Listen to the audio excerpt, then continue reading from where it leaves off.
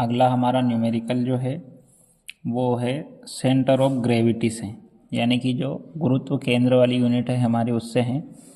ये जो है क्या है numerical, find the centre of gravity of the T section.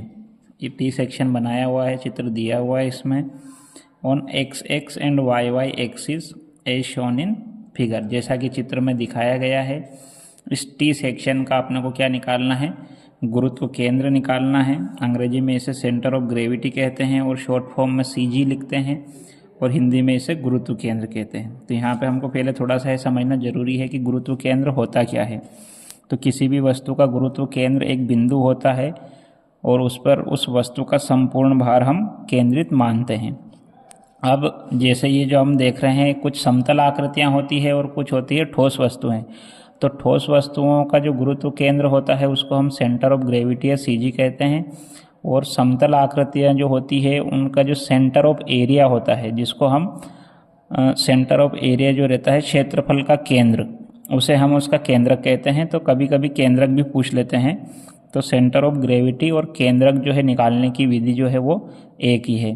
तो जो अलग अलग वस्तुएं हैं उन सभी का गुरुत्व केंद्र निकालने के लिए एक ही विधि है गुरुत्व केंद्र और केंद्रक निकालने की। तो हमको ये जो टी सेक्शन दिया हुआ है एक, इसका अपने को क्या निकालना है, गुरुत्व केंद्र यानी कि सेंटर ऑफ ग्रेविटी। तो आइए हम इसे सोल्व करते हैं। किसी भी वस्तु का गुरुत्व केंद्र कैसे निकालते हैं, तो उसकी एक मेथड है। जैसे जो समतल आकृतियाँ होती है, मान ले जाए ये आपका, मैं यहाँ पे एक आयत बनाता हूँ, ये आयत है। अब इस आयत का जो गुरुत्व केंद्र होता है, ये जो इसके डायगोनल होते हैं, दोनों डायगोनल यानी कि दोनों जो विकर्ण बोलते हैं अपन हिंदी में, उनका जो केंद्र बिंदु होता है वहाँ पर हम आयत का गुरुत्व केंद्र मानते हैं। ऐसे ही जैसे मान लीजिए सर्कल है, तो सर्कल का गुरुत्व केंद्र कहाँ होगा, इसका सेंटर होगा। ऐसे अलग अलग वस्तुओं के कुछ गुरुत्व केंद्र जो है वो अपने को याद रखने पड़ेंगे जो सेंटर ऑफ ग्रेविटी निकालने के लिए। तो अभी अपना जो दिया हुआ है न्यूमेरिकल, जिसमें है दो आयत बनाएंगे हम लोग, यानी कि रेक्टेंगल बनाएंगे। तो ये जो है ये कैसे निकालेंगे अपन, मान लीजिए ये जो हो गई अपनी लंबाई हो गई, जिसको अपन एल से डिनोट करते हैं, और इसको हम ऊंचाई या चौड़ाई बोल सकते हैं, जिसको अपन बी से या एच से डिनोट कर सकते हैं। तो ये जो दूरी होती है, अच्छा यहाँ पे दो डायरेक्शन है, ये अपनी हो गई एक्स डायरेक्शन और ये वाली डायरेक्शन हो जाएगी अपनी वाई डायरेक्शन या वाई अक्ष। तो जब हम वाई अक्ष से इधर चलते हैं एक्स के पैरेलल, मतलब वाई, ये जो वाई है हमारा, इससे हम इस तरफ चल रहे हैं, तो हमको वैल्यू किसकी मिलती है, एक्स की वैल्यू मिलती है। यानी कि इधर जब हम जाएंगे तो यानी कि हम इस तरफ बढ़ रहे हैं लंबाई की तरफ, तो ये जो होगा L/2 होगा। और जब हम एक्स से ऊपर जाएंगे, एक्स से ऊपर जाएंगे मतलब वाई के पैरेलल चल रहे हैं अपन, तो वैल्यू अपने को कौन सी मिलेगी, अपने को मिलेगी ये वाई अक्ष की वैल्यू मिलेगी, जो कि यहाँ पर ये बी है, तो ये हो जाएगा B/2। तो इस तरह से आयत का ये निकालने के लिए गुरुत्व केंद्र दो चीज़ें हो जाएंगी। तो ये एक्स कोऑर्डिनेट जो हो जाएगा इसका, ये तो हो जाएगा L/2, और जो वाई कोऑर्डिनेट है ये हो जाएगा इसका B/2। इस तरह से एक्स और वाई दोनों हम निकालेंगे और इसका गुरुत्व केंद्र हम लोग कैलकुलेट करेंगे। तो मैं क्या करता हूँ, जो दिया हुआ है वो फिर से बना देता हूँ। एक टी सेक्शन दिया हुआ है अपने को, तो मैं आप लोगों के लिए फिर से टी सेक्शन बना देता हूँ। इस तरह का एक टी सेक्शन दिया हुआ है अपने को, और ये ऐसा। अब इसमें जो है अपने को ये जो दूरी है ये दे रखी है कितनी, 80। ये दूरी दे रखी है अपने को 40, और ये दूरी भी दे रखी है 80।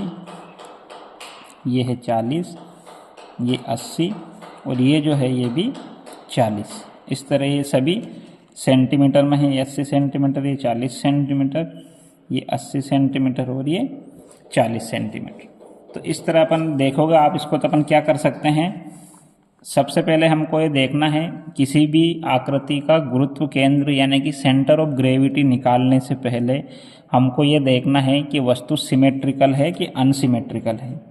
क्या चेक करना पड़ेगा, सिमेट्रिकल और अनसिमेट्रिकल।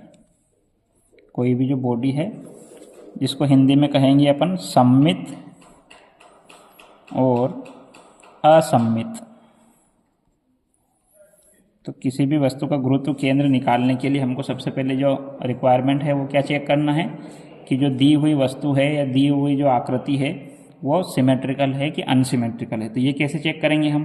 तो वो चेक करने का एक सबसे आसान तरीका है कि हम यहाँ से एक एक्स अक्ष, सॉरी ये वाई अक्ष है, हम वाई अक्ष इस तरह से ड्रॉ करते हैं और इसी आकृति में हम एक एक्स अक्ष भी ड्रॉ करते हैं। तो ये हो गई एक्स एक्स एक्सिस और ये हो गई वाई वाई एक्सिस। ठीक, तो कोई भी जो वस्तु है अगर उसको एक्स अक्ष दो बराबर भागों में विभाजित कर रही है तो वो एक्स अक्ष पर सिमेट्रिकल है। अगर किसी भी वस्तु को कोई वाई अक्ष पर अगर हम खींचते हैं इस तरह से और उसको अगर दो बराबर भागों में वाई अक्ष अगर बांट रही है तो वो हो जाएगी वाई अक्ष पर सिमेट्रिकल। तो यहाँ पर हम देखें तो ये जो हमने देखा इसमें वाई अक्ष जो दो बराबर भागों में बांट रही है, इसलिए किस पे सिमेट्रिकल होगा या सममित होगा? ये वाई अक्ष पे सममित होगा। तो हम क्या लिखेंगे यहाँ पे? सबसे पहले इस this section is symmetrical about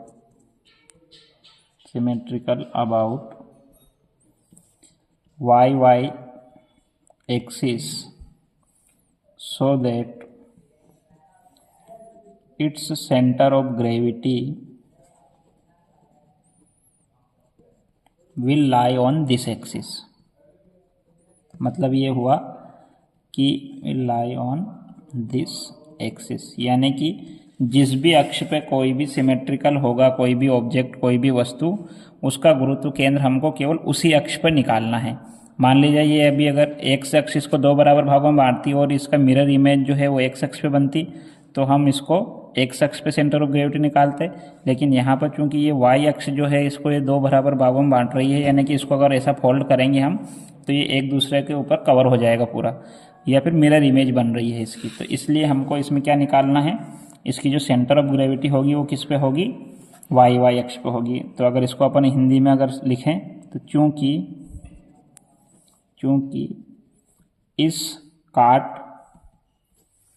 चूंकि यह काट वाई वाई अक्ष पर सममित है, चूंकि यह काट वाई वाई अक्ष पर सममित है, इसलिए इसका गुरुत्व केंद्र जिसको हम सी जी से डिनोट करेंगे इसी अक्ष पर होगा, तो इस तरह से अपना को ये लिखनी पड़ेगी लाइन। और उसके बाद फिर हमको क्या करना पड़ेगा? ये जो डायग्राम है आपका यहाँ देखोगे तो वाई वाई अक्ष पे निकालने से पहले अपने को यहाँ पे एक रेफरेंस एक्सिस लेना पड़ेगी। तो यहाँ पे हम रेफरेंस एक्सिस किसको लेंगे? एक्स को, या इसका जो सबसे निचला हिस्सा है उसको अपने को रेफरेंस एक्सिस मानना पड़ेगा। तो आप इसको ऐसे भी याद रख सकते हैं कि अगर y अक्ष पे अपन कोई भी वैल्यू निकाल रहे हैं तो उसके लिए अपने को x अक्ष को रेफरेंस एक्सिस लेना है, और अगर अपने को x की वैल्यू निकालना है तो उसके लिए अपने को y को अपने को रेफरेंस एक्सिस लेना पड़ेगा। ऐसा क्यों? क्योंकि जब अपन x से ऊपर जाएंगे तो अपने को y की वैल्यू मिलेगी, और जब अपन y से राइट हैंड तरफ जाएंगे तो अपने को x की वैल्यू मिलेगी। तो अब हम इसको क्या करते हैं, ये जो डायग्राम बन रहा है इसके मैं दो रेक्टेंगल बना देता हूँ। ये एक रेक्टेंगल अपना यहाँ पर बना दिया मैंने, इस तरह से भी कर सकते हैं अपन। तो ये दो रेक्टेंगल हो गए, किसी भी इसको 1 नाम दे देते हैं और इस रेक्टेंगल को 2 नाम दे देते हैं। तो इस तरह से अपने ये दो रेक्टेंगल हो गए यहाँ पर, रेक्टेंगल 1 और रेक्टेंगल 2। तो इन दोनों रेक्टेंगलों के लिए अब अपने को एक फॉर्मूला है और इसकी जो प्रोसेस है वो इस तरह से है। सबसे पहले क्या करना है अपने को, तो ये जो रेक्टेंगल 1 है, रेक्टेंगल 1, इसका अपने को क्या निकालना है? क्षेत्रफल, जिसको क्या कहेंगे अपन? एरिया। तो एरिया ऑफ रेक्टेंगल क्या होता है? इसका फॉर्मूला होता है लंबाई गुणित चौड़ाई। अंग्रेजी में अगर बोले तो लेंथ इनटू ब्रेड्थ या हाइट, जो भी अपन कहें तो विड्थ लिख देते हैं। ठीक है, तो आप जब इस चित्र को देखोगे तो यहाँ पर आप देखेंगे कि ये तो हो जाएगी इसकी लंबाई और ये ऊंचाई या चौड़ाई। तो अब जब आप ध्यान से देखोगे तो ये तो हो गई 40 और ये हो जाएगी अपनी कितनी? 80। तो ये हो जाएगी 40 सेंटीमीटर, तो अपनी लंबाई हो जाएगी, और चौड़ाई या ऊंचाई जो है अपनी वो हो जाएगी कितनी, 80। तो इसके क्षेत्रफल जो हो जाएगा आपका 40 × 80। ठीक है, तो इसका गुणा कर लेंगे अपन, 8 चौक 32 और 2 जीरो, यानी कि ये cm², क्योंकि ये इसकी इसकी जो यूनिट है वो भी cm है, यानी कि सेंटीमीटर, इसकी भी सेंटीमीटर, तो सेंटीमीटर सेंटीमीटर का गुणा होगा तो सेंटीमीटर² हो जाएगा। और इसी तरह से अपन रेक्टेंगल 2 के लिए भी निकाल लेंगे, रेक्टेंगल सेकंड के लिए उसका भी अपना क्या निकालना है, क्षेत्रफल यानी कि एरिया। तो जो हो जाएगा क्षेत्रफल क्या हो जाएगा इसके लिए, अब आप यहाँ देखोगे तो ये इसमें जो है 80 लंबाई है और 40 जो चौड़ाई या ऊंचाई है। तो यहाँ पर क्या लिखेंगे हम, 80 × 40। तो ये भी फिर से अगर अपन देखो आप तो ये भी सेम ही आ रहा है। इस तरह से दोनों का जो यहाँ पर ये कोइंसिडेंस है कि भाई इसका क्षेत्रफल भी 3200 आ रहा है और इसका क्षेत्रफल भी 3200 आ रहा है। अब इसमें जो है अपने क्षेत्रफल निकालने के बाद हमको निकालना है y1 और y2।